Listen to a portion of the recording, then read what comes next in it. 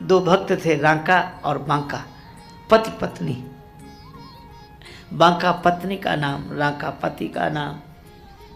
लकड़हारे थे, आ रहे थे तो रांका ने देखा सोने की मोहरें पड़ी हुई हैं, तो तुरंत मिट्टी से ढकने लगे कि हम लकड़हारे हैं, गरीबी का जीवन जी रहे हैं, पत्नी का मन खराब ना हो जाए ये सोने की मोहरें देखकर। तब तक पत्नी आ गई, क्या कर रहे हो, क्या कर रहे हो, हमने देख लिया, क्या कर रहे हो। बोले तुमने देख ही लिया तो मैं तो ये सोने की मोहरें मिट्टी से ढक रहा था ताकि तुम्हारी दृष्टि में दोष ना आ जाए लोभ का। पत्नी मुस्कुरा कर बोली, बोले बेकार परिश्रम कर रहे हो। क्यों? कहा यह तो सोचो, माटी पर माटी चढ़ा बहा रहे क्यों स्वेद, और बोलो तो पिए मोहर और माटी में क्या भेद। इसमें भेद ही क्या है जहाँ यह ऐसा ही हो जाए, ऐसी स्थिति हो जाए, कोई भेद ही न रह जाए। भगवान श्री रामकृष्ण देव ने तो इसकी साधना की। पैसा भी गंगा जी में फेंकते, कंकड़ भी गंगा जी में फेंकते, और उनको लगता था कि जब कंकड़ फेंक में जैसे कुछ नहीं लगता, ऐसी पैसा फेंकने में जब कुछ न लगे तब समझें कि यह समबुद्धि हो गई है, यह निष्ठा। हनुमान जी विरक्त हैं और विरक्त की यही निष्ठा होनी चाहिए। इसीलिए एक सज्जन बड़ी अच्छी बात कह रहे थे। वो कह रहे थे कि जिस साधु के पास 2 कौड़ी हो, जिस साधु के पास 2 कौड़ी हो वो 2 कौड़ी का, और जिस गृहस्थ के पास कौड़ी ना हो वो 2 कौड़ी का। गृहस्थ के पास सब कुछ हो पर वह सब कुछ भगवान का समझकर सेवा करे, और विरक्त के पास अपना कुछ ना हो और जो मिला हो उसके प्रति आसक्ति का भाव ना आवे, ऐसी ज्ञान निष्ठा, वैराग्य की निष्ठा और भगवान के प्रति सेवा का भाव। हनुमान जी यही करते हैं। अच्छा, हनुमान जी सोने की लंका में चले गए, इन्हें क्या जरूरत थी?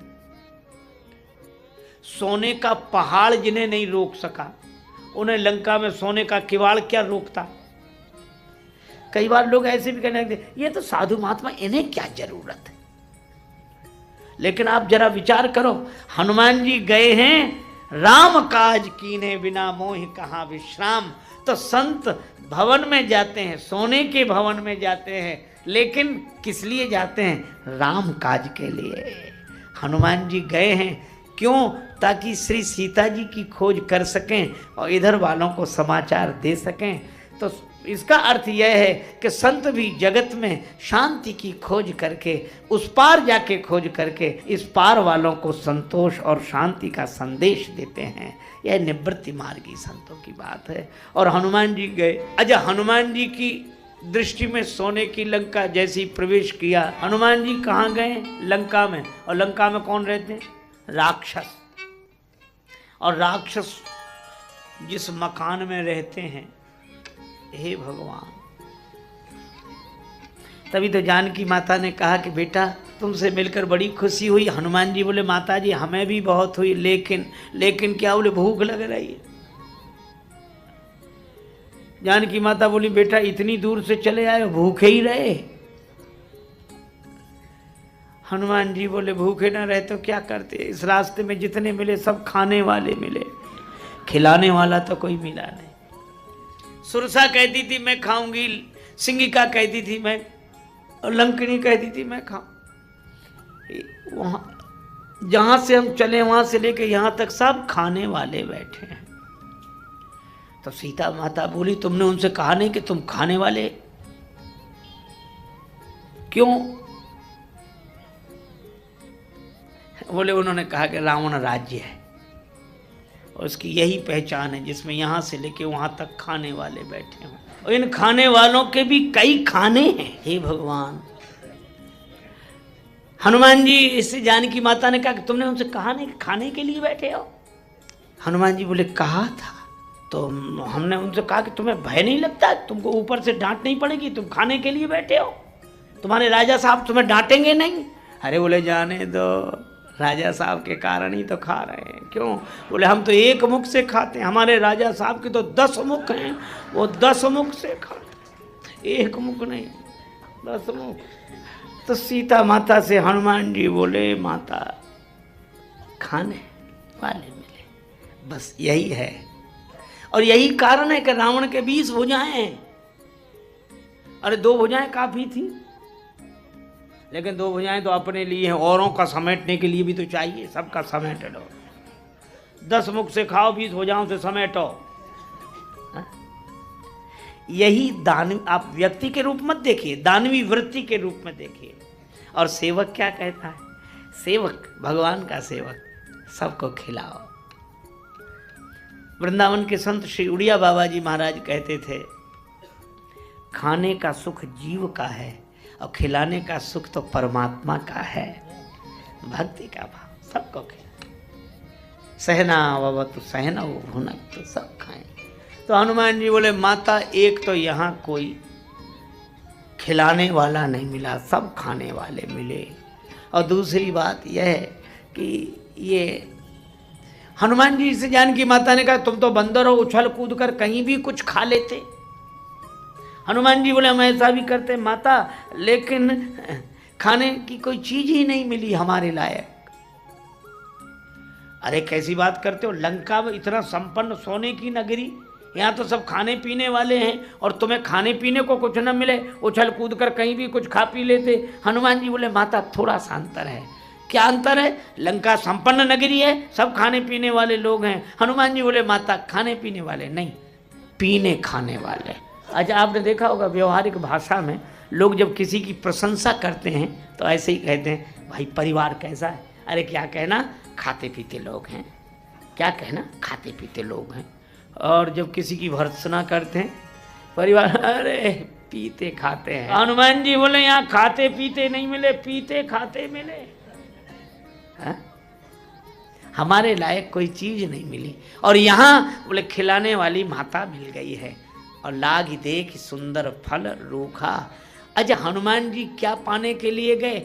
अशोक वाटिका का फल। कितना सुंदर संकेत है, जहाँ शोक ना हो ऐसी वाटिका का फल प्राप्त करना। तत्र क्वा मोहा क्वा शोका, जहाँ शोक नहीं, ऐसा शोक रहित वाटिका का फल प्राप्त करना।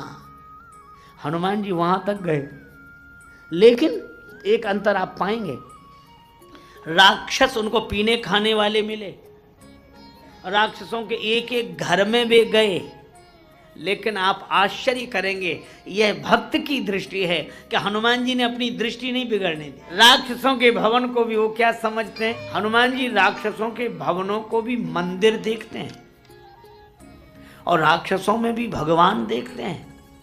अरे और तो और जाने तो राक्षसों के राजा रावण के भवन को भी हनुमान जी जिस भवन में गए, तुलसीदास जी से पूछा कौन सा भवन है?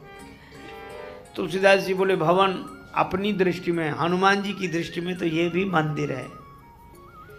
और कितनी अद्भुत बात है, प्रत्येक भवन भगवान का मंदिर, प्रत्येक भवन भगवान का मंदिर। थोड़ी सी बात इस संदर्भ में मैं आपसे कहूं, भवन वो जिसमें आप रहते हैं। आप क्या समझते हैं वो भवन है जिसे आप छोड़कर आए? वह तो आपके भवन का भवन है, मकान का मकान है। भवन तो ये है, आप भवन सहित ही आते हैं, ये चलता फिरता मकान है ना। तो अब हनुमान जी कहते हैं मंदिर मंदिर प्रतिकर शोधा। अगर विचार कर देखा जाए तो प्रत्येक शरीर भगवान का मंदिर है। आप कहेंगे और राक्षस रहे तो वो भी मकान मंदिर है। देखो मैं आपसे एक बात कहूं, आपने सुना होगा कि लंका में सोने की लंका तो थी, वैसे भी सोने की थी, वैसे भी सोने की थी। और ये थोड़ी बहुत देर सोने की कौन का 6-6 महीने सोने वाले थे। कुंभकर्ण सोए तो सोए। लेकिन दूसरी बात भी आप सोचो, हम लोग कुंभकर्ण पर हमारा ध्यान चला जाता है तो हम लोग सोचते हैं कि लंका में और कोई सोते ही नहीं थे जैसे। अरे लंका में और भी लोग सोते थे, सभी सोते थे, पर सभी के जागने का समय था। कुंभकर्ण जगाए जाते थे, वो जाग नहीं पाते थे। अच्छा, अब विचार करके देखें, यह हम लोग थोड़ा विनोद की शैली में विचार कर लेते हैं, लेकिन इस तथ्य पर विचार करें कि जिस लंका में कुंभकर्ण सो रहा है उसी लंका में विभीषण जी भी सो रहे हैं, पर अंतर क्या है? कुंभकर्ण कब जागा? जब रावण गया, रावण ने जाकर कुंभकर्ण को जगाया। और विभीषण जी कब जागे? जब हनुमान जी पहुंचे। मनमा तर्क करे कपि लागे, ते ही समय विभीषण जागे। और बस यही जीवन का दर्शन है।